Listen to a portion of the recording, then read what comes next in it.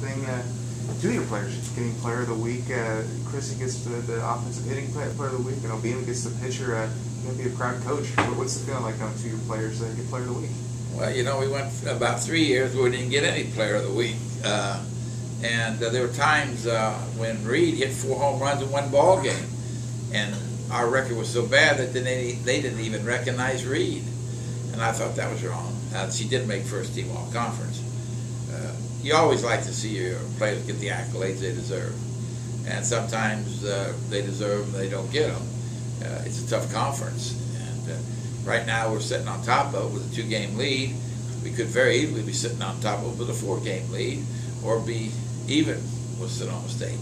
Sonoma State has Lippert, a pretty good pitcher, and they've been throwing her about every game now, which they have to, because they're 2 down, and they got some tough games ahead, including 4 with us. But this weekend is tough, you know. At Dominguez Hills, we've gone down there, and they shut us out.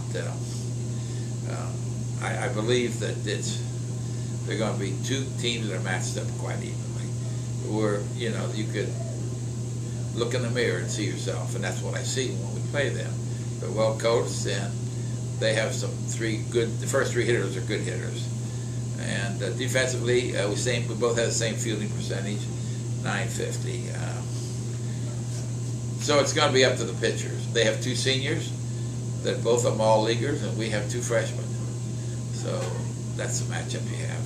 So you mentioned about pitching. Katie Obina gets the player of the week for pitching. We saw what she did at home and on the road this past weekend. She was dominant, winning 2 games for you guys. What has she brought to the mound or to the circle this season? You know, that was a blessing getting Obina. You know, we really didn't recruit her. She came to our clinic and got a look at her, and she threw the ball 60 plus, and said she wanted to come to Humboldt.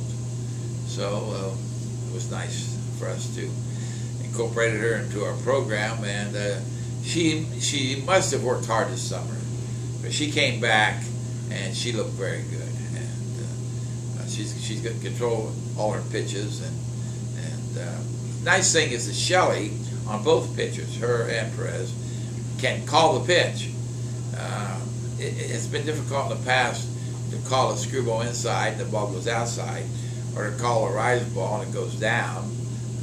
So it makes our job easier, especially Shelley. We talked about pitching, we got to talk about hitting, and that lady right there, all-time conference home run leader. What does that mean for you as a coach to see her do that? Well, the thing is, she's just more than a hitter. I mean, she's multifaceted. I mean, she's a great first baseman, one of the best we've ever had. And she laid down a bunt this week. It was a beautiful drag bunt. They didn't see it coming. They didn't even play on her. It was a good play. That warmed my heart too. And she hits home runs to the opposite field. They're throwing her outside. She's going with a pitch with power. You know, to drive one out. Gillette did that. As you recall, when we won the championship game, we scored 1 run, and they threw her outside in the first inning. She hit over the left field fence. She went to the opposite field.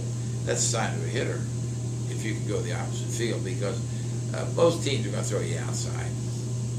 I know you have the stats right there and stuff. She's hitting over 450 and got some pretty big numbers out there. Of all those numbers, is there one that sticks out to you that shows what a special hitter she is? The home run. Oh, yeah, 13 home runs, and she's coming up on Taisha, who has 50.